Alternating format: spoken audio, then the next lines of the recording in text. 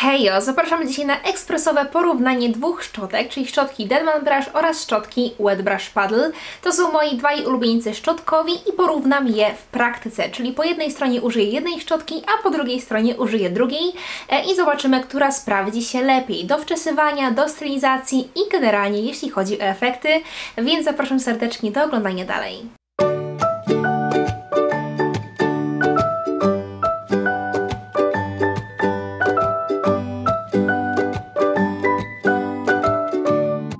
Wskakuję pod prysznic i zmoczyłam sobie całą długość włosów oraz skórę głowy. Na długości już leży u mnie maska, która poszła na pierwsze O, czyli Jołp mleko owsiane, a teraz wmasowuję w skórę głowy szampon w kostce Herbs & Hydro w wersji konopie. Masuję bardzo porządnie całą skórę głowy, żeby dojść do każdego zakamarka, a następnie przechodzę do spłukiwania.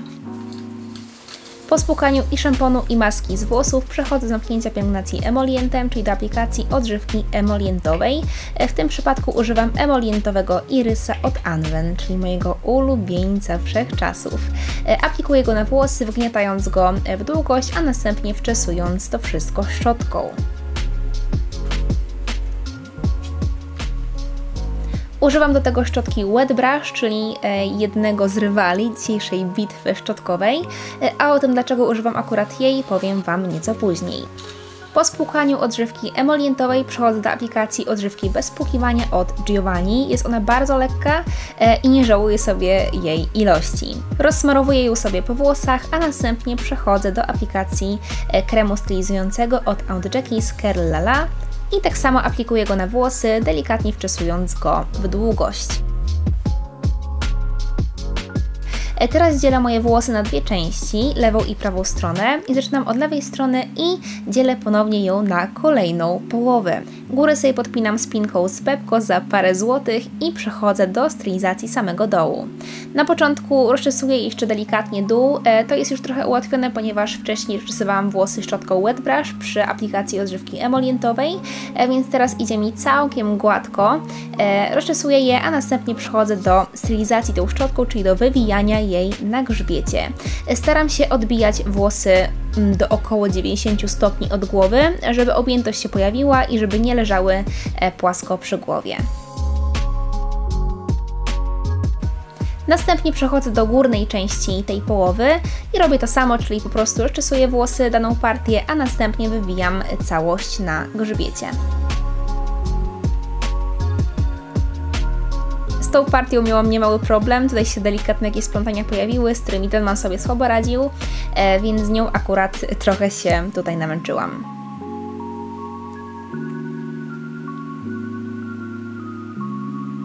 Po wystylizowaniu wszystkiego szczotką przechodzę do ugniatania całej połowy.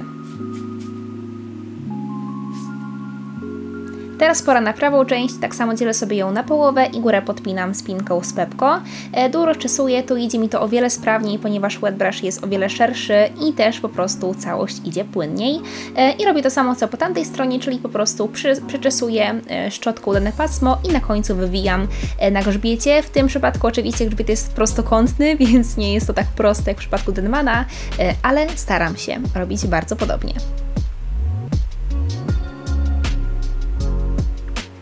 Przechodzimy do góry, tak samo rozczesuję sobie na początku te partie, a następnie dzielę na mniejsze i ponownie wywijam wszystko na szczotce.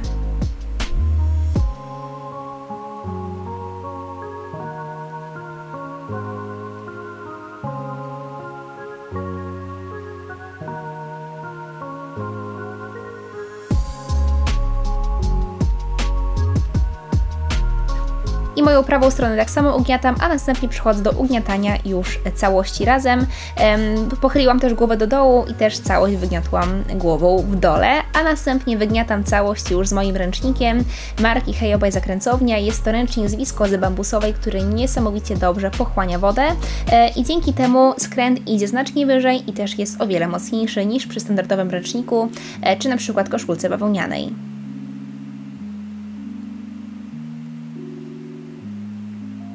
Pokazuję Wam tutaj wersję z Denmanem, stronę lewą oraz to, jak prezentuje się strona prawa, przy której używałam szczotki Wet Brush.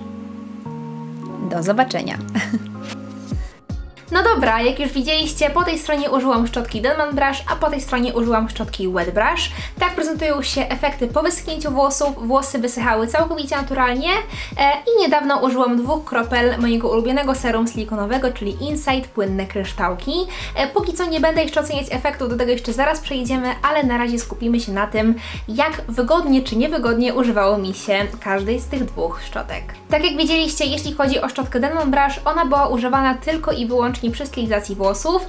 Jeśli chodzi o rozczesywanie i wczesywanie odżywki we włosy, do tego używałam szczotki Wet Brush, ponieważ Denman służy tylko do stylizacji. On nie nadaje się niestety do rozczesywania włosów, ponieważ je po prostu będzie wyłamywał, będzie je szarpał. On jest zbyt sztywny, zbyt twardy. Tutaj ząbki te są naprawdę bardzo twarde i mało elastyczne, więc po prostu będzie bardzo mocno ciągnął włosy i nie będzie dla nich to zbyt zdrowe.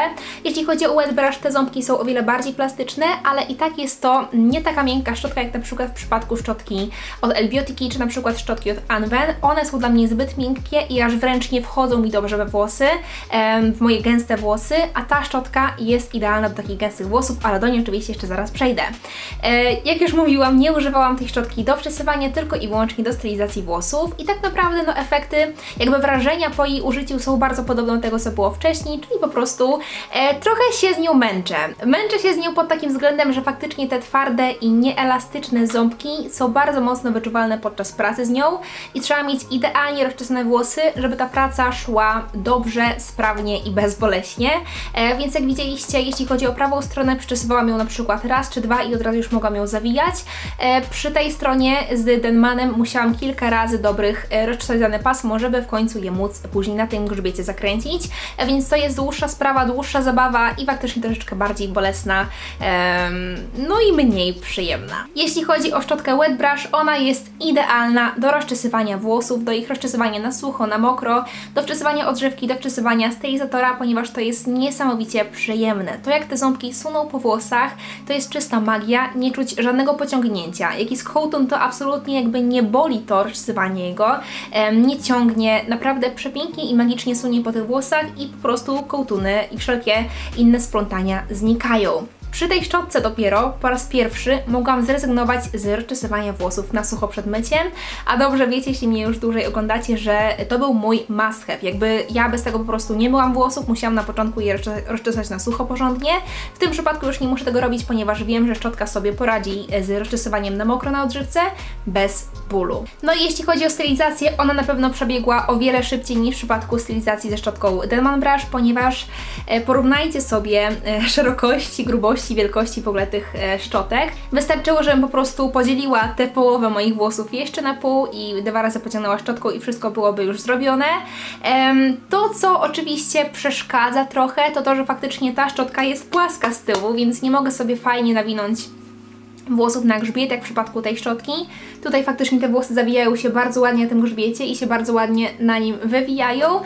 Tutaj jednak bałam się podczas stylizacji, że te włosy wyjdą bardziej połamane, ze względu na to, że faktycznie jakby ciągnę je po płaskim i dopiero później to się wszystko załamuje. Połamane raczej nie wyszły, ale do tego jeszcze zaraz przejdziemy. Także podsumowując, jeśli chodzi o wygodę, o wiele wygodniej oczywiście korzystało mi się ze szczotki Wet Brush. Jeśli chodzi o prędkość, szybkość i sprawność stylizacji, również szybsza była strona od Wet Brush, ponieważ jest ona szersza i o wiele płynniej sunie po włosach. No i przejdźmy w końcu do efektu, bo jakby to jest tak naprawdę chyba też najważniejsze w tym przypadku. Efekty moim zdaniem są bardzo podobne, ale są takie niuanse, są takie małe szczegóły, które faktycznie są zauważalne. Przede wszystkim chciałam zwrócić uwagę na przód. Nie wiem, czy to dobrze zobaczycie. Ja zawsze z Denmanem miałam problem z przodem. Faktycznie miałam problem z tym, żeby ten przód, to takie cienkie, krótsze pasmo dobrze wystylizować. I jakby one też nie wyszły jakby super pięknie, one wyszły trochę takie krzywe, raz się kręci w jedną, raz w drugą stronę. W przypadku tej strony z Wet Brushem moim zdaniem ten przód wyszedł o wiele bardziej regularny i o wiele ładniejszy.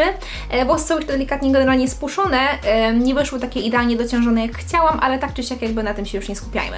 Chodzi teraz o sam skręt, więc przód faktycznie podobał mi się bardziej po stronie Wet Brush. Jeśli zaś chodzi o tył, o resztę włosów, to tutaj pod względem skrętu raczej wygrywa strona Denmana. ponieważ jest o wiele więcej rulonów, o wiele większa jest definicja, mocniejsza i faktycznie te włosy widać, że są kręcone. Tutaj coś złego zadziało się przy okolicy ucha. Wyszło tutaj bardzo płasko, tak naprawdę widać taki głównie puch, rozprostowanie, no i te włosy zbyt pięknie się po tej stronie niestety nie zakręciły. Ogólnie, tak patrząc na wprost, nie uważam, żeby była jakaś wielka różnica i żeby od razu rzucało się w oczy, że na przykład stylizowałam włosy 2 różnymi szczotkami i na 2 różne sposoby. Moim zdaniem fryzura jest całkiem spójna, ale faktycznie ten skręt jest nieco lepszy po stronie Denmana. Nie wiem, czy widzicie, ale też tutaj chyba mam trochę lepszą objętość niż po tej stronie. Patrzę teraz w podgląd. Tu raczej jest to takie bardziej płaskie, po tej stronie faktycznie jest to bardziej odbite, a zwrócę uwagę, że podczas sknięcia naturalnego nie przekładałam włosów na żadną stronę, ponieważ właśnie chciałam, żeby to wyszło jak najbardziej adekwatnie i rzeczywiście. Więc tutaj po tej stronie faktycznie wyszła mi większa objętość przy Denmanie, a tutaj mam te włosy bardziej płaskie. Jeśli chodzi o spód, to on się prezentuje w taki sposób. Też chyba wydaje mi się, że po tej stronie od Denmana jest nieco większa definicja. Nie widzę tego dobrze, ponieważ nawet w tych okularach jestem ślepa, ale po dotyku nawet wyczuwam, że już tutaj jakby czuć takie mocniejsze, bardziej zbite rulony niż po tej stronie. Więc tak to się prezentuje. Jeśli chodzi o moje takie podsumowanie, to tak naprawdę przyznam Wam się szczerze, że od jakiegoś pół roku, nie wiem nawet czy nie więcej, zrezygnowałam z używania Denmana w ogóle. To kiedyś był mój ulubieniec i taki must have przy każdym myciu, bo faktycznie włosy wtedy wyglądały przepięknie, bardzo ładnie się kręciły, ale tak naprawdę w tym momencie wygrywa u mnie wygoda, wygrywa u mnie prędkość wystylizowania tych włosów, ponieważ szczerze nie chce mi się aż tyle nad tym ślęczeć i aż tyle się z tym bawić, a faktycznie z Denmanem miałam ten problem, że trochę to jednak trwało. Po drugie, moja stylizacja zazwyczaj w ten sposób po prostu nie wygląda, czyli zazwyczaj po prostu stylizuję włosy głową w dole, więc wtedy po prostu przyczesuję sobie te włosy na szybko wetbrushem, ugniatam i już jestem zrobiona. Jeśli chodzi o stylizację na stojąco, ostatnio robiłam ją chyba w styczniu albo coś takiego, po prostu żeby nagrać Wam też to na filmie. Na co dzień tego nie robię, ponieważ borykam się z trądzikiem na plecach czasami i po prostu po takim myciu, wiecie, ze spływaniem tych masek, kremów, żeli, po prostu wyskakują mi tam krostki. Oprócz tego po prostu nie lubię, kiedy wszystko jest mokre, kiedy, wiecie, włosy mi się lepią do pleców i tak dalej. Nie lubię tego sposobu, dlatego wolę po prostu być głową w dole i mogę wtedy nawet się w ubraniach umyć głowę. Jest to po prostu dla mnie wygodniejsze, więc to, co teraz zrobiłam, było po prostu takim testem dla samego filmu i dla samej też ciekawości, jak to wszystko wyjdzie. Finalnie, faktycznie efekty po tej stronie od Denmana wyszły ładniejsze. Moim zdaniem nieznacznie, ale faktycznie widać jakieś takie pojedyncze różnice, typu większa objętość i typu mocniejsza definicja, ale to nie znaczy, że do Denmana wracam, bo Wet Brush naprawdę jest dla mnie ultra wygodny. No i to jest po prostu idealna szczotka dla gęstych włosów, dla długich włosów, dla takich, które po prostu mają problemy z rozsywaniem ich i problemy z tym, że szczotki często po prostu do środka, jakby tutaj w tym miejscu nie dochodzą, tylko jednak bardziej suną po powierzchni włosów. No dobra, na co dzień generalnie nie noszę przydziałka na środku, więc teraz sobie poukładam te włosy tak normalnie, jakbym je w zwyczaju nosiła i wygląda to w ten sposób. Generalnie włosy są ultra miękkie, takie jakby wygładzone bardziej niż w przypadku stylizacji głową w dole. Nie wiem, czy to właśnie nie ma związku z tym, że tak jeszcze porządniej przesałam ten produkt stylizujący. Bardzo możliwe, więc faktycznie są bardzo przyjemne. No i tak już wiecie, kiedy sobie tak poprzekładam ten przedziałek tak jak lubię, to moim zdaniem wygląda to o wiele lepiej niż tak na środku.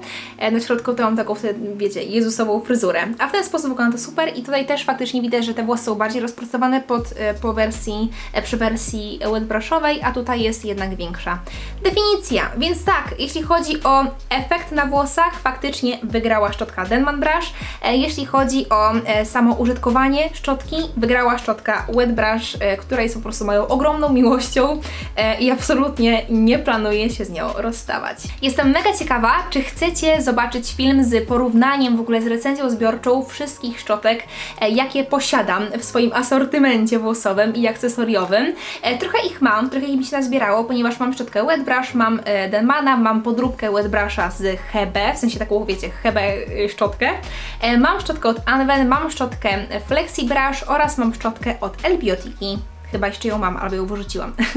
W każdym razie to jest chyba właśnie 6 albo coś koło tego szczotek, więc dajcie znać, czy chcecie mieć takie porównanie i podsumowanie tego, co myślę o każdej z nich. Dajcie znać, czy taka ekspresowa recenzja Wam się spodobała. Jeśli nie znacie szczotki Wet Brush Paddle, naprawdę bardzo polecam Wam się z nią zapoznać, w ogóle zapoznać się z tą marką. Oni mają też takie okrągłe wersje szczotek, takie owalne. One będą też fajne dla takich średnio gęstych włosów oraz dla cieńszych, rzadszych. Wersja Paddle właśnie będzie idealna dla gęstych, grubych i długich włosów. Ja dalej absolutnie nie rozumiem, dlaczego ta szczotka jeszcze nie jest hitem wśród wszystkich kręconowłosych i naprawdę bardzo Wam polecam zapoznać się z tymi szczotkami. Są po prostu genialne, a nie są też drogie, kosztują tylko kilka dyszek, około chyba 4 maksymalnie. Postaram się znaleźć, przepraszam, mam tu gdzieś włosa, postaram się znaleźć Wam link do niej i podrzucić Wam w opisie filmu. Teraz już się z Wami żegnam, zapraszam Was na Instagrama oraz Facebooka Zakręcownia, na grupę Zapuszczaj Zakręcownią oraz Careers Polska na Facebooku oraz na Instagrama Hejowej Zakręcownia. Widzimy się w kolejnych odcinkach, trzymajcie się, pięknego dnia i na razie, pa pa!